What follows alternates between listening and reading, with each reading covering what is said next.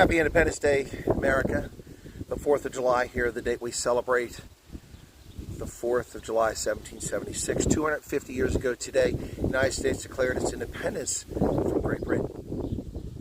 I also noticed on Twitter the U.S. ambassador to South Africa met with leading Afrikaner voices from the Afrikaner community in South Africa on the 3rd of July. And of course, when the U.S. Embassy posted this, the response from the black supremacist Twitterati crowd was racism, bigotry, hatred, vile, repulsive comments. Strange how they're silent and wholly ignorant and fail to mention all the times that Ambassador Brent Bozell has met with majority black organizations or organizations that represent the interests of black South Africans since he became ambassador and accredited there in the country.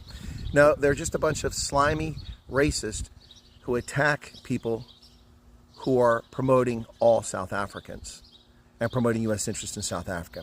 This is a trend that's common. You know, they're very selective in their outrage and very selective in their compliments because they have no compliments because they're repulsive human beings who believe that they're supremacists and because of their skin pigmentation, they're better than others. Nobody's better than anyone. I wasn't born any better than anyone else and no worse.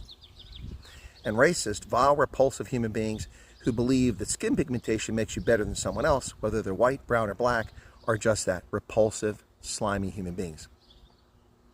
No different than on my channel when the black supremacists came after me when I first started doing videos about South Africa 6 years ago, and they continue to come after me, but they ignore the fact that I promote the Tswana, the Khoi, the San, and especially the colored community of South Africa.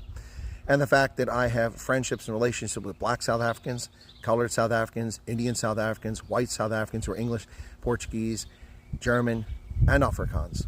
But that doesn't fit their narrative. They're just nasty people who like to call their people names. And that's who they are. And when you come across racists, we simply ignore them. But their presence and their vile comments on social media cannot be ignored and must be refuted. I find it interesting that the Democratic Alliance came out to defend their deputy minister, who was accused of being a foreign national because he wears something on his head and he's descended from people from South Asia. Yet the Democratic Alliance has no comment when racist South Africans attack white South Africans or when racist South Africans attack the U.S. ambassador, who meets with all groups. When I do videos on the Basotho community promoting their culture, they have nothing to say. When I interview the last speaker of Nu, a Khoi language, a San language, they have nothing to say because they have a double standard as racist. Shame on them.